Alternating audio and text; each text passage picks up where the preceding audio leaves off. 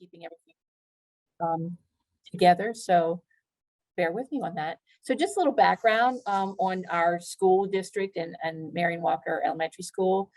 So I've been with the Bellefonte School District for 21 years as a principal, started at the middle school, went to Bellefonte Elementary, now I'm at Marion Walker Elementary.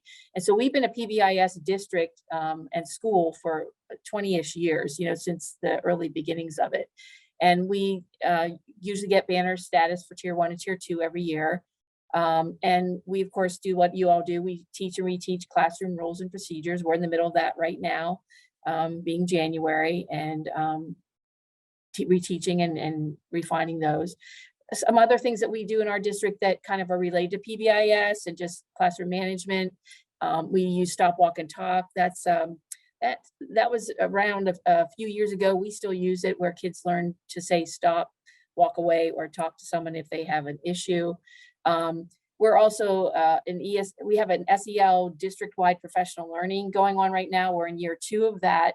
And we have additional training in trauma skilled schools. And so we have a big SEL initiative going in our district, and we're currently working on adult SEL, and we are doing student SEL, but our big focus is adult SEL this year and then student SEL next year in that project. Other things that we're doing, we have Second Step in our school, our elementary schools, and our middle school actually. And they're taught by monthly, those lessons by our school counselor. And we do know that we need to move a little bit more toward teachers doing some booster lessons and follow-ups with those lessons in the classrooms. And so as part of our SEL project, we're working on how that might look, having class meetings or a schedule change that might help facilitate that. So there's some of the Second Step things that we teach, the fair ways to play, problem solving, calm down strategies. We also, in the calm down strategy arena, we are what I call mindful school. We teach mindfulness to our students in guidance as part of Second Step, but then we also teach that in our classrooms as well. And we have mindful minutes throughout the day at our school. Then of course, empathy and skills for learning are also Second Step lessons. We have calm corners also in most of our classrooms as well.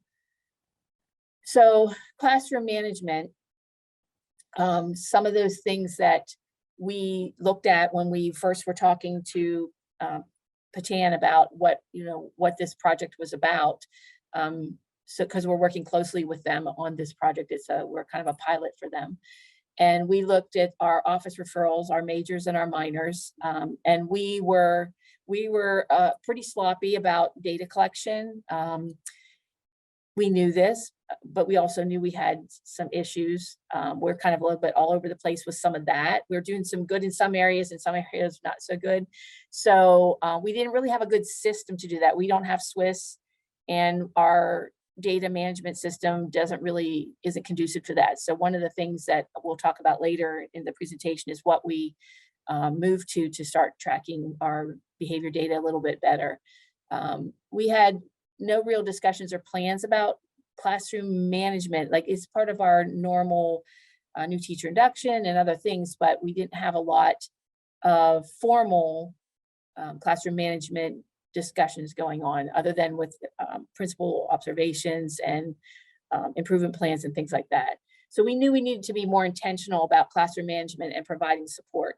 We do have, tier 2 behavior supports, and we have tier 2 meetings, and we talk, and we have meetings with teachers on interventions and those kinds of things. But that tier 1 support, we weren't having a lot of discussions about that. So teachers expressed concerns, frustrations, and actually over the years have been asking for help, and we just really haven't had a manageable way to implement that. And we still don't claim, I'll just make a disclaimer here, we still don't claim to have it going on. We're moving in the right direction. So we're finding bumps along the road, but we're committed to moving through this process. So we were approached by the IU to work with Patan about participating in this classroom management project and pilot with them. So we had some preliminary meetings to learn about it in March of last year. And I had faculty meetings twice to discuss with my teachers, like what this entailed. Is there any interest? And what would this look like if we decided to join this project? And was not sure how it would be received, even though teachers are asking for that support. It's like, is it adding one more thing to their plate? And what does that mean? And like, can we do one more initiative and it just be like, again, something else on your plate post-pandemic, blah, blah, you know, that kind of thing. So when I asked for volunteers and interest in coaching, I told them I wouldn't do this project unless I had at least 2 people volunteer to help be coaches, because you have to peer coaches in this process where teachers are coaching other teachers when there's a classroom management problem, versus coming from an administrator or the guidance counselor. And so I ended up with about a dozen volunteers. So when you think about that, I was overwhelmed by that, and I was encouraged by that, because the statement that made to me was my teachers were struggling. They saw the need and they wanted to be involved so that they could improve what was happening in their classrooms. And so that was really encouraging. So setting the stage and responding to that need is what we were trying to do at that time. So we met with Bataan to map out a timeline and make a plan, and all the details get determined there. Of course, it's still overwhelming, and we're figuring out like, how can this work at that time? But set up things like, so with Bataan, they have a document called the Positive Classroom Behavior Support Implementation Blueprint. And so that walks you through a lot of the structure that needs to be in place for this to happen. And so this is just one page of this multi-page document where, you know, it talks about the objectives of this program, to work with them, and you know, that building local capacity, like they're supporting and coaching us and training us, but it's really about us building capacity. And by having the teachers really be the coaches, it's not dependent on the principal either to like be, it's a coaching and helping situation versus a principal coming in and saying, well, your classroom management sucks. And so we trying to develop that system where the coaches are trained to intervene and coach people who are asking for help. And so it highly integrates though with MTSS behavior and PBIS. And so we have a pretty strong PBIS system going in our building. So that made it feel really comfortable to integrate this with what we're already doing. And that's the approach that we've had all along, is that this integrates really highly with PBIS. And so even though it's a multi-year process, we're introducing this and we're working through the plans. And again, we're year 1. And so we'll talk a little bit about how, you know, the struggles of that. So the first thing that we had to do to kind of make sure we had buy-in from teachers, and also to be able to set goals and objectives for our plan for the year, our building plan for the year for classroom management, we needed a data story. So we collected things like office referrals. That's what our ODRs are, office referrals, our school climate surveys. And we did this about a year ago, did a student climate survey in our building, how students feel about coming to school and those kind of things. So we had that data already. The PBIS self-assessment surveys. We do the SRSS universal screener 3 times a year with our students as part of PBIS. So we had that as well. We had the TFI through PBIS data as well. And then we have links to staff data. Our staff also did an SEL survey in our district. That was district-wide as part of our SEL initiative. And in my building, we also do staff check-ins. And we're also working with Penn State on a research study. We invited them in to help us look at our climate with our students, and part of it is to see if our second step and SEL strategies that students are learning are being, if students are starting to self-initiate those strategies versus being directed by a staff member. So we have that data as well. And part of that Penn State study is also that staff check-in data. And we started the staff check-ins during the pandemic, and it just kind of continued after that. So I'm going to give you a few slides of just what some of our data looked like. I'm not going to go into any detail in these slides. They're just examples of how we put our data together and how you could put your data together to kind of show staff what's happening in your building, and then what are the needs in your building, and how then you can make a goal of what should we be focusing on. And then when we write our classroom behavior support plans, what do they need to focus on as well? And so there's our SRS data. We did some referral data and some attendance data as well in there. Of course, just like you might pull out of Swiss and other things, we have our top 10 referrals.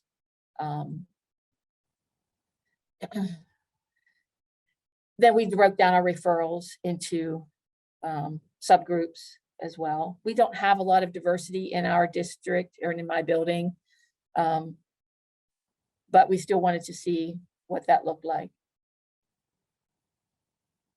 And then, of course, these are the things that you're all familiar with, the types of referrals and the locations and those kind of things. And then this is from our student survey with students. And we actually have building goals set around. These were our top 3 concerns that we got from that data. And so that's what those are from our survey with students.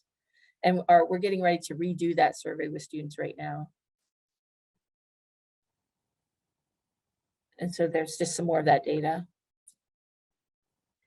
So this will be familiar if you're doing the SAS self-assessment surveys with your PBIS data. And so we honed in on the ones that showed need. And then what the teachers feel are not in place and have high priority. So this again came from the SAS data. And so we articulated those to our teachers as we were getting ready for it. So our teachers were actually already bought into needing classroom management assistance, but this kind of solidified the discussions when we went through this data with them. So we presented this data pretty early on to get buy-in. No one said we don't need this. There are some teachers who feel like, oh, I've got it going on, and quite honestly, they don't send a lot of referrals to the office, and their management system is really fine. But everyone has moments, and so we've tried to encourage those folks to be more articulate about what their plan is, so that we can use that to help others, and also maybe they can be tweaking and refining things also in their classroom. So our first goal was to write positive classroom behavior support plans. And here's just a quick look at the first page. So you'll see that number 1 is just our classroom rules. We have 4 school-wide rules in our building for PBIS. And so we just articulate what those are in our plan. Many of these things are things that are already in place in your school, and then you refine what's happening in your personal classroom. So what we did is we have our team of it's probably about 9 or 10 staff now that are on our team, and we divide them into 3 groups. And so 3 of our teachers are in charge of articulating what this plan is about and teaching staff how to complete this form. And so we did this together. And so we use some in-service days and some after-school time that we have together in our contractual day. And we went through this together and had teachers fill out the classroom expectations, and so that they could do it. And so it was really teachers having to say what I am already doing and articulating it, and then also thinking about ways they're doing things, and has that worked in the past or not worked in the past, and how can I tweak that, and how can I articulate that. Now, you can't, this form is already I'm going to say a dozen pages long. And so when you're filling out, when you first look at it, the teachers are like, what?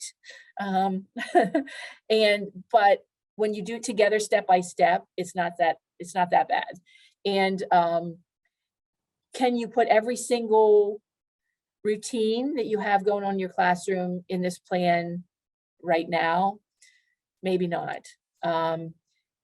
What are some things you have going solidly, and what are some things you want to work on in the future? And so we asked them to pick like 1 to 3 pieces in each section to focus on, so that we can build on something. So if you have a routine about what does it look like when a student comes into your classroom in the morning, they would articulate that. And then they might say, well, my attention signal is something I really want to work on. And that would be a second one they would put in their plan. What we plan to do then, mid-year, we're planning to go back to our plans and look and say, okay, is everything going well? And remember, these are tier 1. This is not like, we're not thinking about tier 2 and tier 3 kids. We're thinking about universal tier 1 level. Tier 2 and tier 3 are handled somewhere else. This is just teachers, and you have to really work with teachers to understand that this is tier 1. And so you're going to have that 15% or 5% that's tier 2 or tier 3 that may struggle with this plan, but you're still making tier 1 universal decisions about your classroom. And so we had to kind of keep reminding ourselves about that's what we're doing here, not doing the what ifs. Okay. So they would work on, what's my attention signal, or what's my routine for this, or what's my classroom physical setup. And there's places to do all those things in this plan.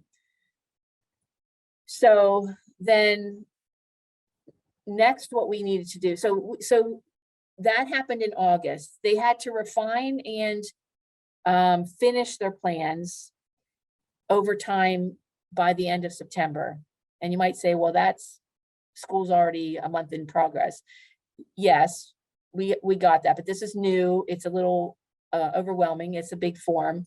And so we worked with them step by step, and we got the basics in place in August when we returned to school. And then we kind of refined those things and worked together to kind of like help each other out through September. And then there's a rubric that goes along with those plans. And so we spent one of our after school sessions using the rubric and self-evaluating our classroom management plans for our personal use. And then the principal, myself, went through the plans, and I did the rubric as well. And then we determined, there's a score that comes out of this rubric. And so, do 80% of my teachers have a solid plan? Does anybody need help? Do I need help refine anybody's plan?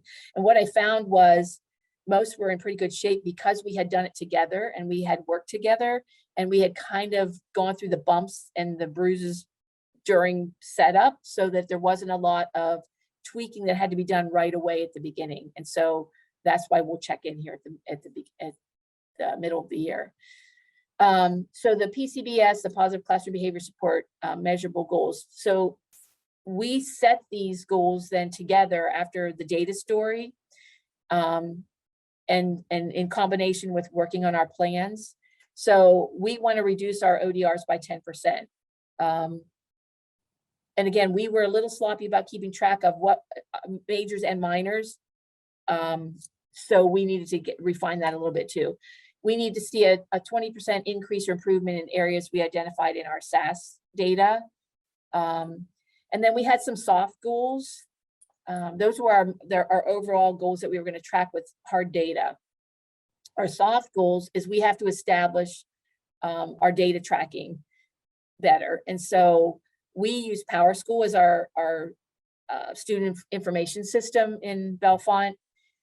And we had dabbled in a couple things over the years, but there's a program that actually works that PowerSchool owns. It's called Kickboard. And so we bought that early in September, and we didn't, I was implementing all of our ODRs into that at the beginning of the school year, because there's a big learning curve with these new programs. And so I've been tracking on a spreadsheet, but then also trying to put things into Kickboard. We've been doing some ongoing training with Kickboard. We probably had 3 or 4 trainings with Kickboard since the beginning of the year, just one last week, or earlier this week, actually. We had an in-service day and I did another training with Kickboard. And the only Kickboard is, if you're using Class Dojo, it has a vibe like Class Dojo where you give points, and but it has an office referral component to it. And so they're only required right now to use the office referral part. So we don't have the positive data in there yet. We just have we have our PBIS data, otherwise our ticket system, but we're tracking ODRs right now.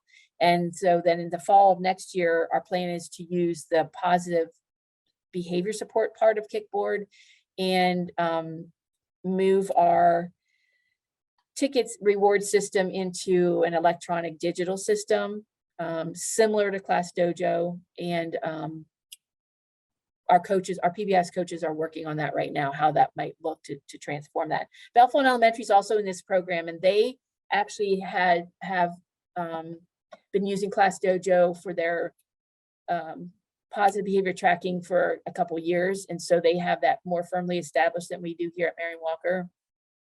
So they're also working toward that goal of doing the switch to Kickboard for their positive and using the ODR feature of Kickboard as well. So other soft things, the classroom management plans, just refining those, making sure they're solid. A teacher survey pre and post about this. 4 days of summer training. This was last summer. Established coaches and PLCs.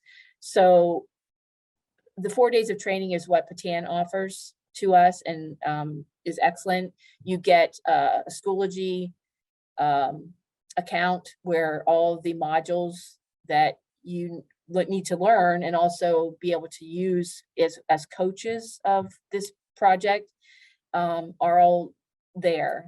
We also have them in Google folders as well, for just a little easier access for some people in our district. And so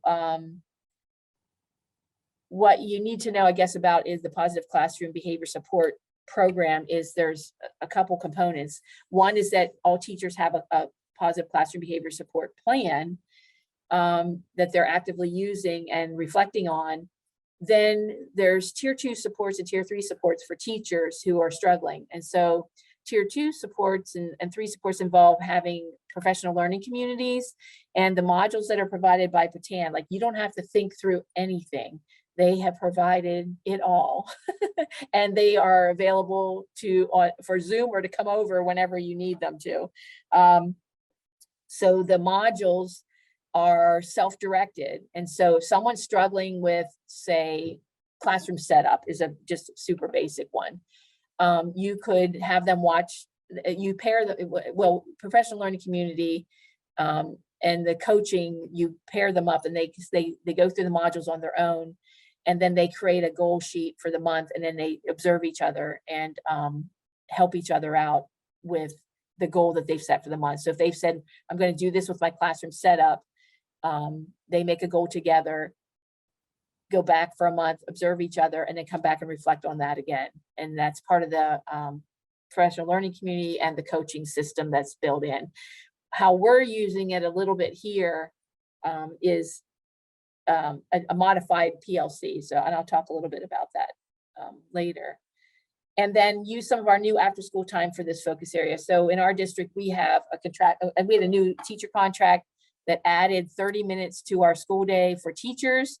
So after school on Tuesday, Wednesday, Thursdays, I have my teachers for 30 extra minutes. And one Tuesday a month, I have them for an extra hour and a half. And so that time is meant for professional learning in our district, or data meetings or those kinds of things. So in creating the schedule for that after school time, it's built in at least twice a month for our PCBS team to meet, and eventually there'll be some more rollout to teachers that way. So one of the things we're also doing is we're clarifying our majors and minors. We had this in our PBIS plan, but we wanted to just do some training around clarifying that because it was a little muddy. You know, a kid might get sent to the office for a minor, and the teacher may have handled it, but also just, you know, wanted a little chat with the principal kind of thing, and also documenting things properly and also tracking behavior so that we had better data to know when a kid really needed tier 2 or tier 3 intervention. So through the PBIS review and additional training through the project, we're doing that process together. And of course, exploring that data tracking software I told you about, Kickboard, that we purchased. And again, we're still learning what Kickboard can do, but we are tracking our office referrals through that currently. So then how are you referred to a PLC? So PLCs is part of the teacher support. And so we had to work through with Patan, how would teachers get into a professional learning community related to this? And many of our teachers really wanted a self-referral, and they wanted to be able to say, hey, can I join a PLC? And we don't have formal PLCs running right now because we wanted to try to get the classroom the plans in place first, some support for those, some consistency with that, and then, but still offer some support. So our team right now is working with each other. So we have about 10 people on our team, and they're partnered up and they're going through the professional learning community modules together to practice with each other so that they can then roll them out next year to our teachers. So other data that can suggest a teacher might need to be in a PLC or a coaching situation would be our universal screener data. If we're seeing a teacher has expressed that there's more than 20% of kids are internalizing or externalizing behaviors, that seems that maybe we need to go back to tier 1 and look at that. And the PLCs direct people back to their behavior plans and tier 1 activities to strengthen their classrooms first before an intervention is put in for students. So we're looking at minors' behaviors and we're seeing patterns with, and we're also looking at if there's a spike in ODRs for any teacher that might, we also hone in a little bit, I didn't have it here, but my new teachers who are non-tenured especially, or new to the district. And then we have at our team meetings, when we have EST meetings, educational support team meetings, when we have MTSS meetings, or when we have our tier 2 behavior support meetings, does a teacher express that they're struggling with certain students, and could it be a tier 1 thing that we could give them some PLC time for, or some coaching? One of the reasons why this process is a coaching model, a peer coaching model, is so that it's not, so that people can learn and grow and not feel like they're being dinged by their principal in an evaluation because they're trying to figure out classroom management. Classroom management's a tough thing, and we want our teachers to feel supported, not that they are in trouble if they're struggling, and we can help them fix that, or if they're having a group of students that they need help with. So the reason that for the coaching models, then there's a confidentiality piece that's involved. So I stay out of it. Then I help out from my end and provide support for the team, but then the team has to do their work. And so our staff know this is for staff. It's not evaluative, and they know that it has to remain confidential. And that's the reason we established it. We call it a coaching squad. Some districts may only have 1 or 2 coaches, but we actually have a coaching squad because we have 10 people. And so teachers know who they are and know that who they can approach about this. And there are times in a conversation where I'll say, well, why don't you talk to your grade level partner about what's in their plan for that issue, and maybe they can help you out.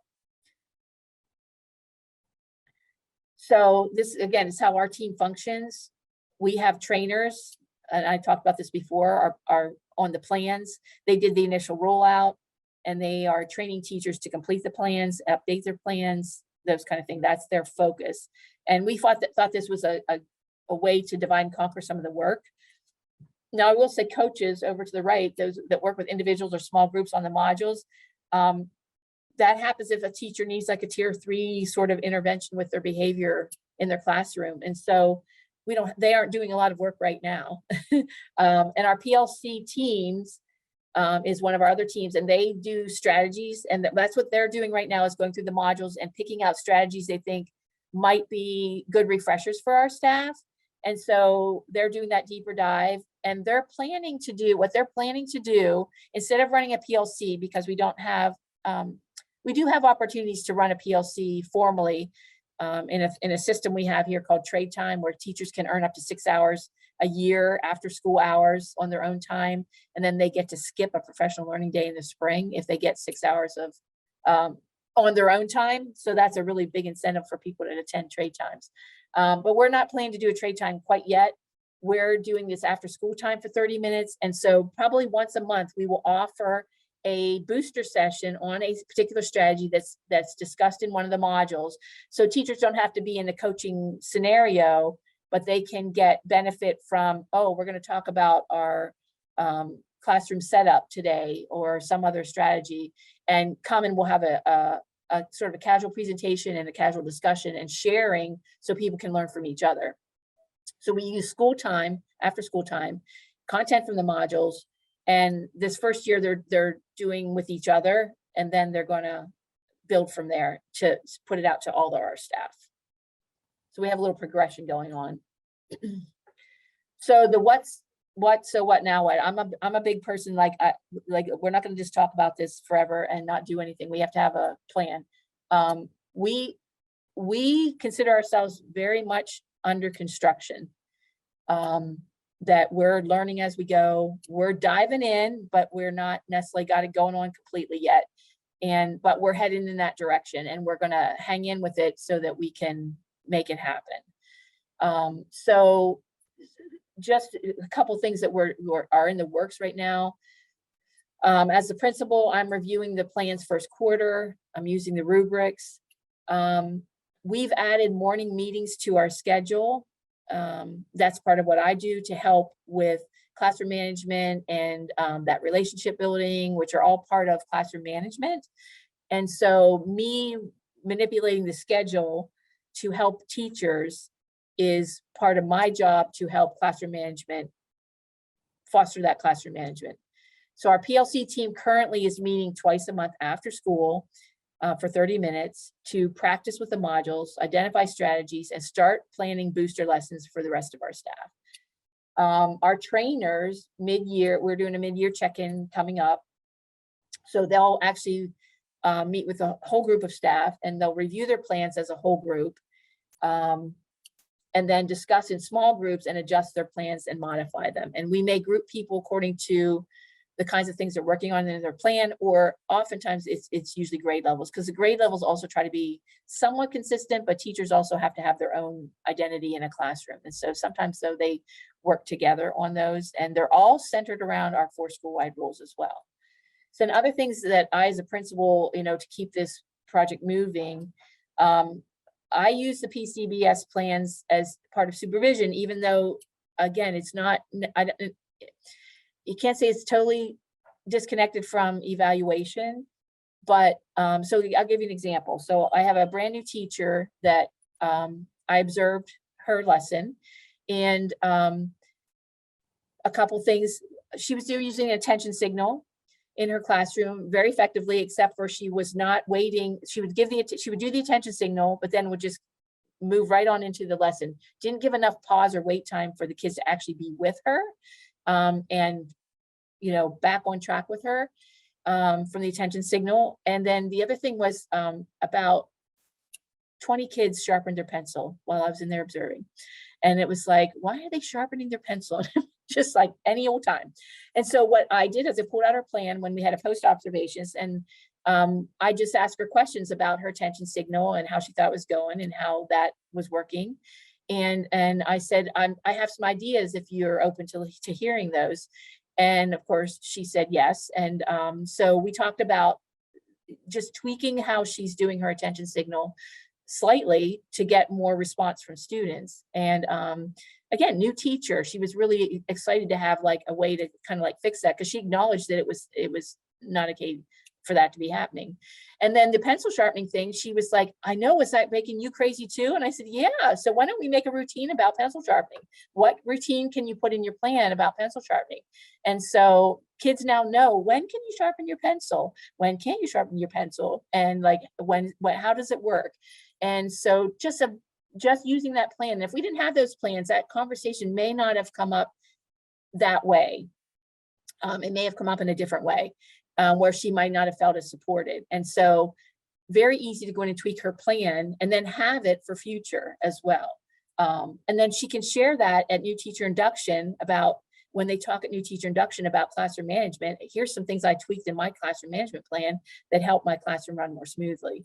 So that's one way that I'm using it with staff supervision.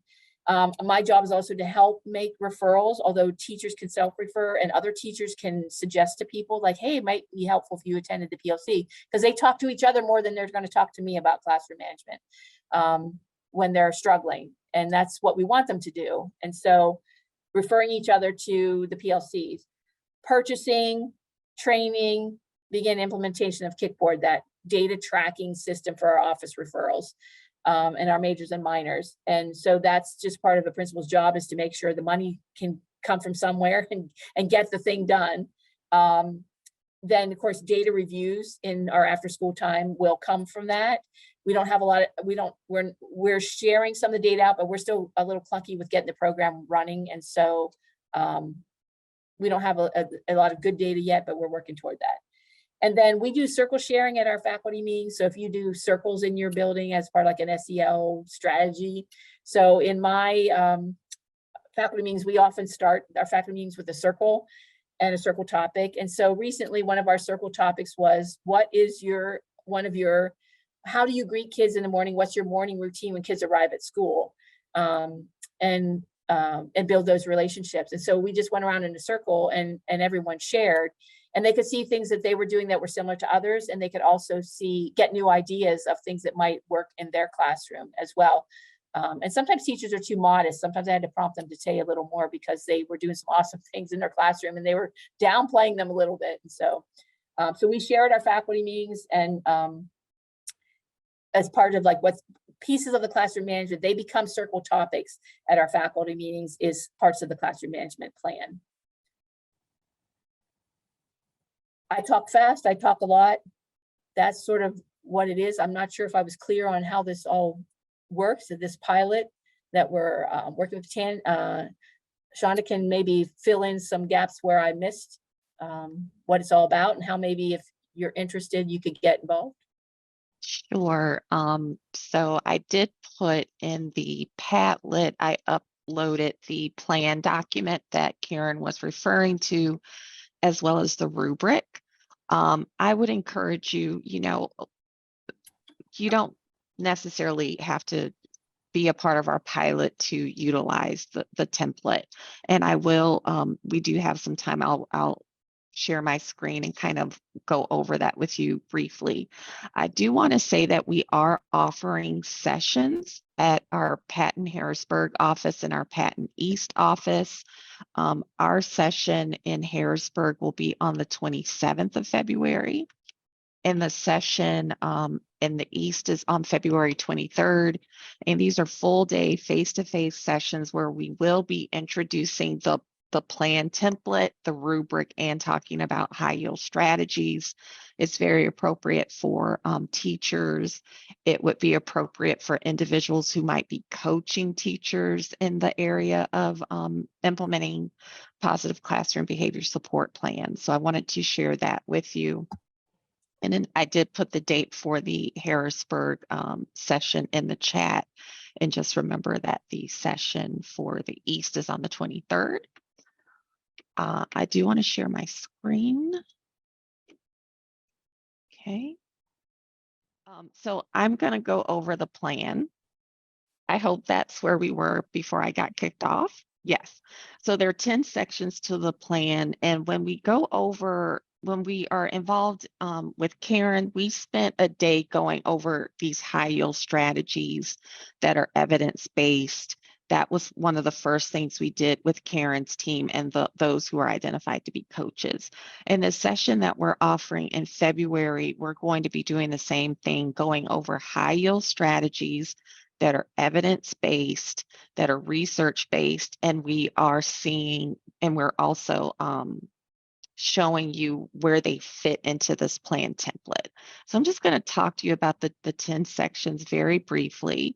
So the first section is about the school-wide rules, which should be the same as your class, which should be the same as your school-wide rules. So your class-wide rules are the exact same as your school-wide rules.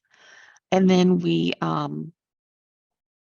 create a matrix for the classroom. And this is a sample of a matrix that could be used. You can definitely make modifications to this.